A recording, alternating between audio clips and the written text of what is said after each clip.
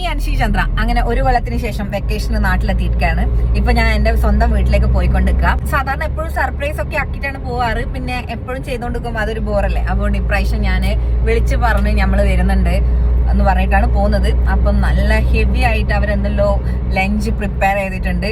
അപ്പം സത്യം പറഞ്ഞാൽ ഇപ്പൊ കറക്റ്റ് ടൈം 2:10, കുറച്ച് ലേറ്റ് ആയിപ്പോയി. എനിക്കാണെങ്കിൽ നല്ല വിശപ്പുണ്ട്. അങ്ങനെ വീട്ടിലെത്തി. വീട്ടിൽ അച്ഛനുണ്ടായിരുന്നു, അമ്മ ഉണ്ടായിരുന്നു, പിന്നെ എൻ്റെ ഇളയമ്മമാരുണ്ടായിരുന്നു, പിന്നെ ഏട്ടത്തി ഉണ്ടായിരുന്നു, പിന്നെ ഇമ്പുച്ചൻ, പിന്നെ നമ്മൾ ഫുഡ് കഴിക്കണമെങ്കിൽ ഈ ചിക്കൻ കറി, തോരൻ, അങ്ങനെ എല്ലാ സംഭവങ്ങളും പായസമൊക്കെ ഉണ്ടായിരുന്നു.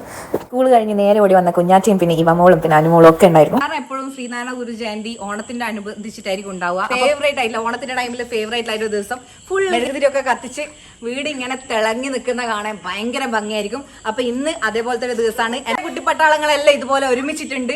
അപ്പൊ ഞാൻ നാട്ടിൽ വന്നിട്ടുള്ള, ഇപ്പൊ ഇവിടെ വീട്ടിൽ വന്നിട്ടുള്ള ആദ്യത്തെ ദിവസമാണ്.